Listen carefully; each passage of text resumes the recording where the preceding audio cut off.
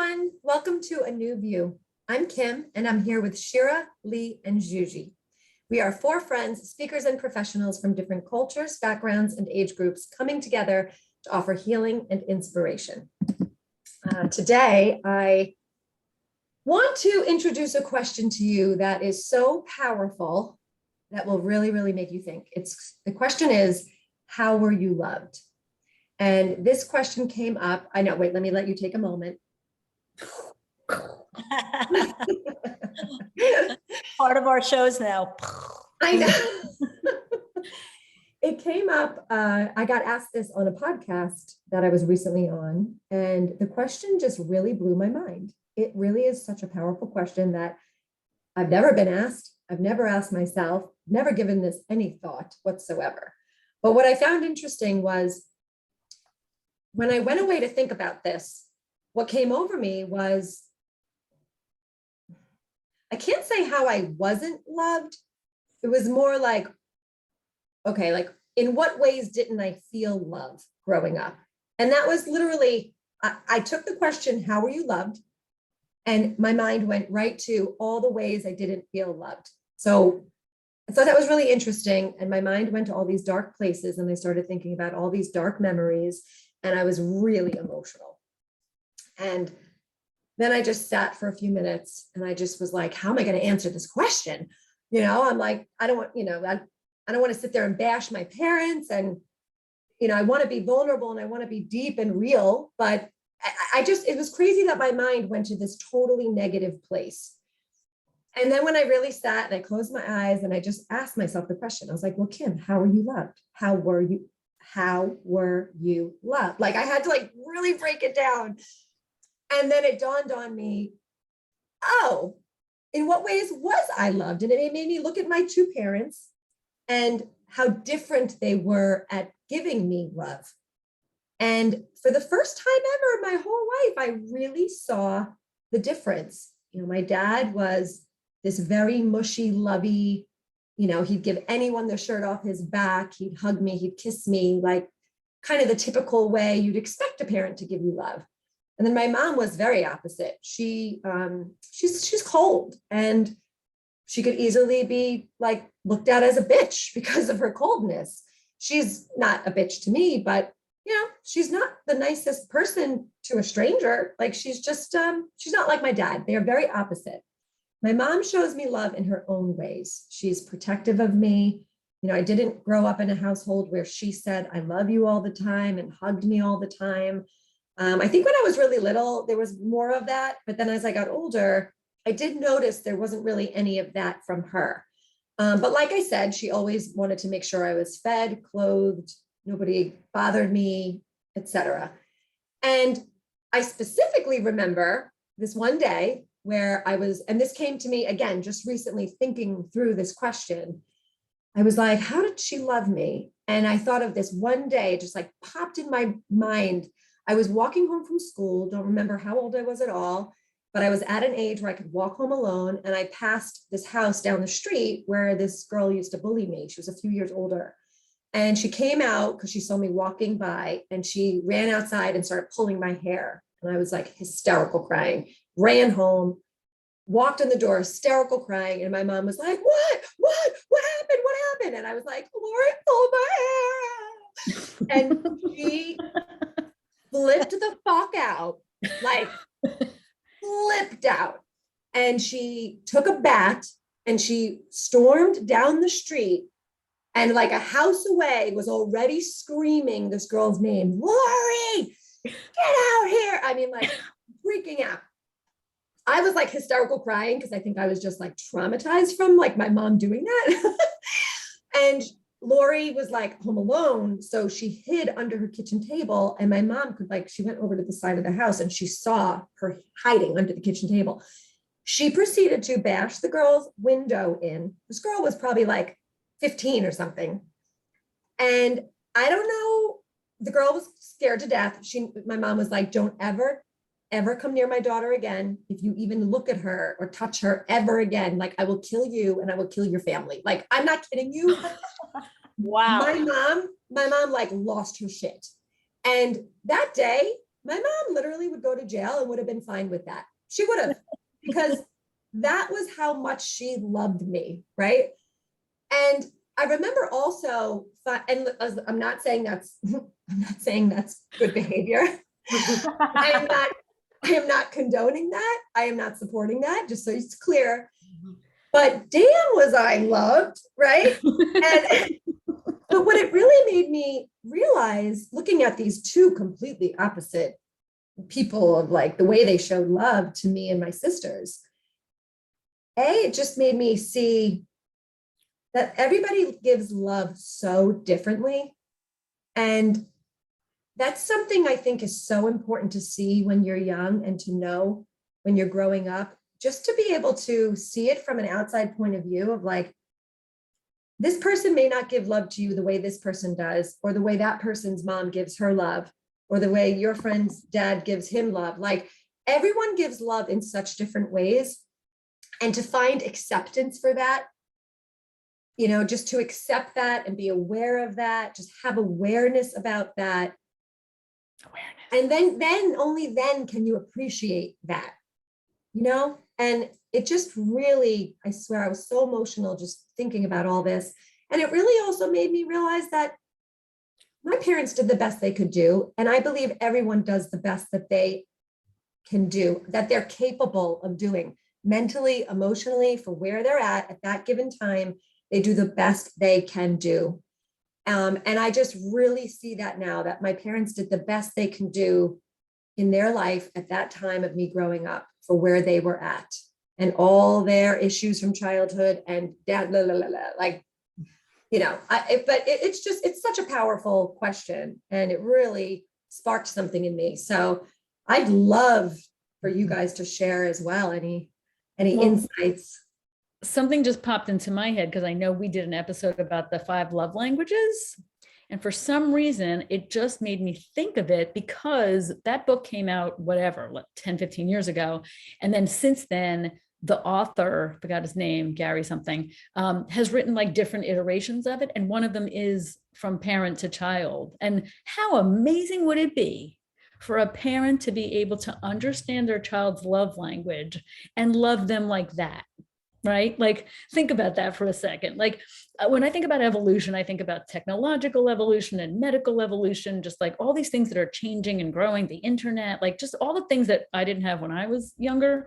And so love is also an evolutionary thing. You know, obviously we all can feel it, we know it, like, you know, but love is it's such a broad, broad word.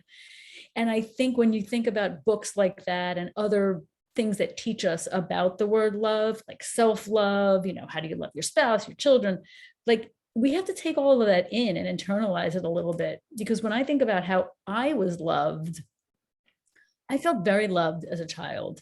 I felt very adored as a child. You know, I was always musical. My parents got me piano lessons and I would do recitals and their friends would come over. It's like, play for the people. And I'm just like, okay, what am I, your marionette? Like I'm your puppet. I'm just going to play on demand. But secretly, I kind of enjoyed it. But anyway, yes, mom and dad, I actually really did like playing for your friends. But I do feel like I was not shown, this is really interesting. It just hit me. I was adored by them, but I don't think that they adored themselves. And I think that that subconsciously is what we absorb in some ways. And look, we're all on our journey to get to a better place relationally with ourselves.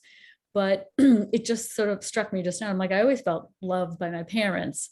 But when I think about what they modeled for me, they didn't really show self-love. I feel like that's really like, it goes hand in hand, like how they were loved, then how they loved us, and like what their capacity for love is, because sometimes it swings in the completely opposite direction. Like my mom felt a real deficiency growing up. There was like a lot of trauma in her family. And so she decided that she was going to become a child psychologist so that she can, you know, help families cultivate a healthier relationship with one another.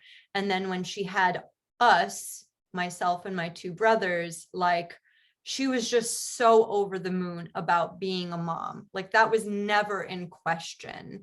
And she hugged us and she kissed us and she spent time with us and treated us all very differently because she like intuitively knew what each of us needed. And so as a juxtaposition to that, there was my father, who is a self-prescribed workaholic. So he was not around a lot when I was growing up. And I was pretty resentful of that, to be honest, because my mom was so present. She was so there. She was so engaged with everything that we were doing. And like, then my father would show up and it was either like he was coming from another country and like sometimes there were gifts, but most of the time it was like very abrupt. And so I grew up with this pathology that my dad like just didn't really care about our family. Like we were secondary to him. And so when this question came up, Kim, I remember thinking like the first thing that came to my mind, how are you loved? My mom loved me, right? Mm-hmm. Like I could identify all of the ways in which she continues to love me. And when you told me that story about your mom and how you realized that you had to dig deeper to find the ways in which she was giving you love, I remember thinking to myself, well, one of the most important things to my father is education. He is a professor. The way in which his parents gave him love is that like they sometimes overextended themselves by getting him educational opportunities that other kids didn't have.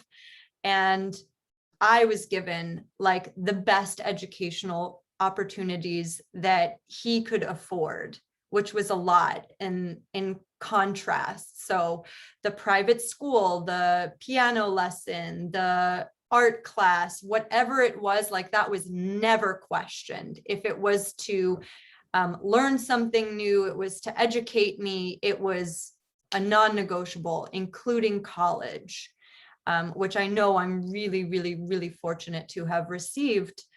And so if I want proof that my father loved me, I need to look no further than his attempts at giving me the education that he felt I deserved, including teaching me himself, even though that was not always comfortable because I don't like math. And he is a math professor. And I have no idea what he does because it's so theoretical and just like out there. But yeah, I mean, it was very limited to that in a sense. But now that I look back on it from that angle, I really can appreciate like, yeah, my father did and does love me. And he's showing it to me in the only way that he knew how, which was by providing me what he felt I deserved in this life. Very interesting. Very interesting. All right, so I guess it's my turn, and I'm seeing somewhat of a common denominator, and it'll be the same for me as like our parents give us the only way they know how, whether it's good enough for some or not. And for me, my parents also, they both migrated here into the United States. I was 7, and what I remember is I was always loved. We were never showered with love. There was no like, I love you and this, but they always really loved us. But the way that we were shown love mostly that I remember when I was growing up is material stuff.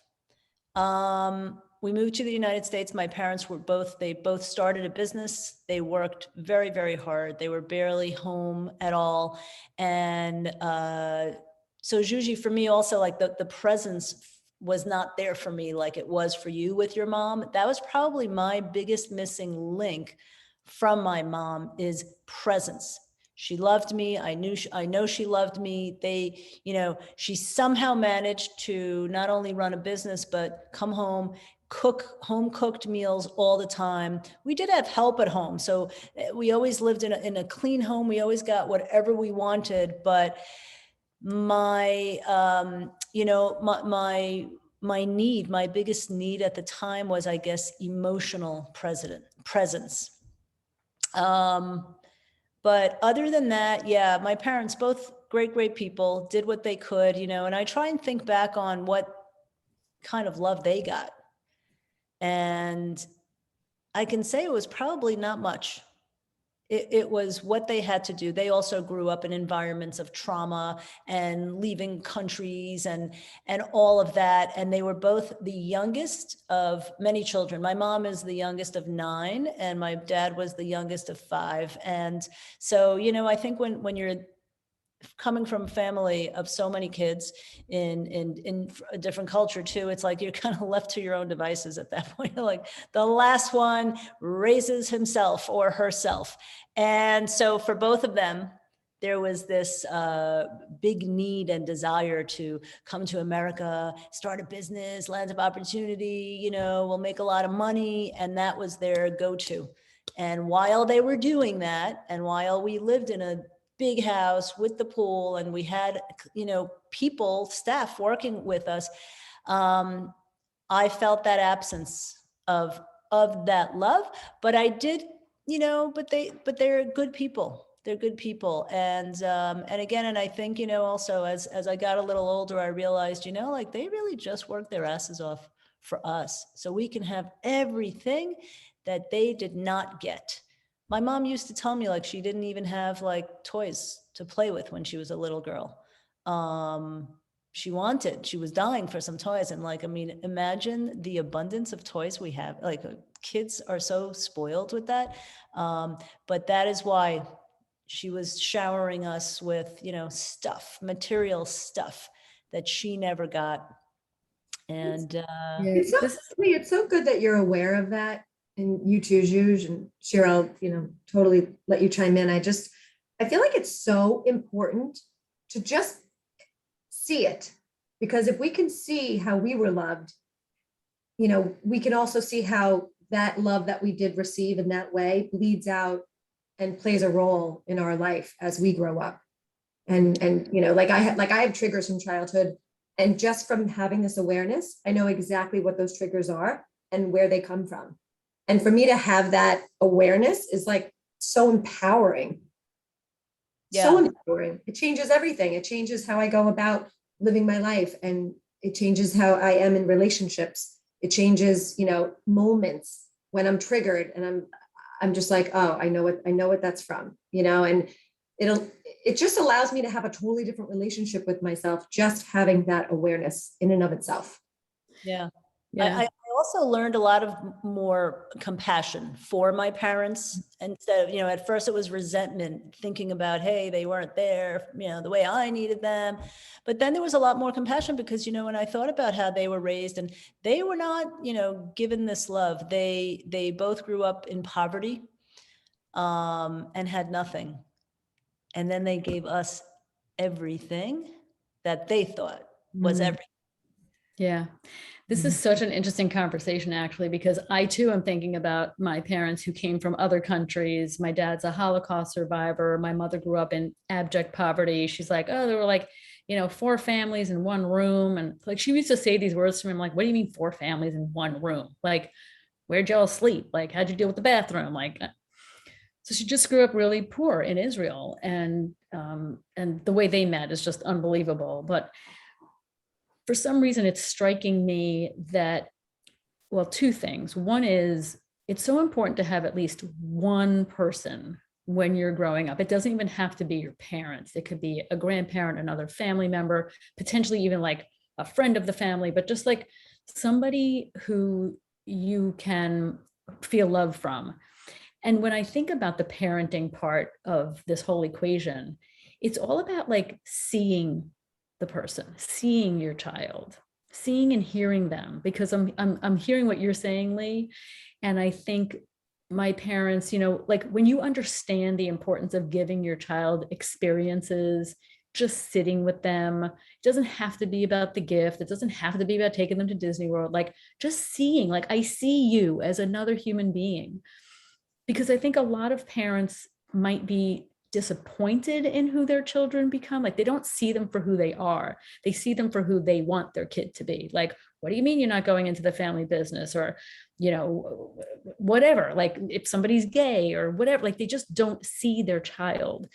And I think that is, for me, the takeaway from all of this. You want to be seen and heard for who you are. And that's not an awareness that a lot of people have.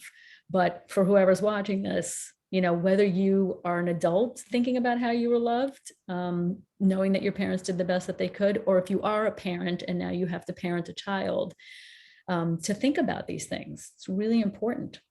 It's something I thought about a lot, obviously, throughout my life. But like then when I had a child, there was no doubt in my mind, I was giving him everything that I felt like I needed, you know, and wanted, and that I felt like every kid should get. And that was probably too much attention. I was involved in every part of his life. I wanted to know his teachers. I wanted to know his friends. I wanted to be that mom. I went to do the school lunches, and he loved that. I know that he appreciated and loved that. And so for me, it was very fulfilling. And I loved doing it at the time too. You know, it was. I relate to that, Lee. I relate to that too. I'm like, I'm going to be the Kool-Aid mom. I'm going to be at the house that everybody, because I didn't have that. I was kind of like embarrassed to bring friends home when I was a teenager. I didn't like spending a lot of quality time with him. That was it for me, is just like zoom in on him. I read to him, I taught him, we would have conversations. These are the things that, and I loved doing it. I wish my parents could have experienced what that was like. Mm-hmm. I think anyone who experiences these feel good things in life would pass it on. It's interesting too, because well, whether you're a parent or not, you know, I think it's very common to, you know, we all learn from our parents, and we either like take it and embrace it and become it, or be something similar, or we're like, I'm never being like that ever. Yeah, that's true. And it sounds like in all of our own ways, we've definitely went down that other path of like, no, I want to do things differently, or I want to be different in this world. And because at some point it hurt, you know, those things hurt, and we don't want to be like that, or we don't want to give that, or we don't. And again, it's all comes down to like everyone does the best they can. Lee, your mom did the best she could, and you learned from that, and then you did the best you could. It's like, it all trickles down. Absolutely. And then there are things that, you know, you learn from that have really nothing to do with you, but it's the way they live their life. Like when they ran the business, they worked in New York City. We lived on Long Island. It was a 45-minute commute, easy, one way. They drove, both of them. He took the company vehicles, she took her car. And it was like they were on the road for about 3 hours every day. And if it was snowing, and if it was sleeting, and if it was raining, they would still go, and they would go the Long Island Expressway and the Midtown Tunnel. And sometimes it took 3.5, 4 hours round trip, you know, on those rare occasions. But I was like, wow, they are spending so much time just commuting every day. This is not what I want to do. I don't want to do this. And I remember one time, but I have worked in the city, and it's different, and I took a train, but I remember saying something to my mom one time about, you know, like, this is not what I would ever do. There's a big, huge chunk of time that's taken out, but I get it. They had a business. Like, I mean, they had to get there somehow, but she was like, your generation is lazy. You're lazy. And I'm like, and at first I believed it, you know, and I'm like, yeah, I guess, am I lazy? And I'm like, no, I'm not a lazy person. But then I realized that, you know, sometimes people are under this, idea that the harder you work, even the longer you drive, that's better, and you're less lazy. You know, you're more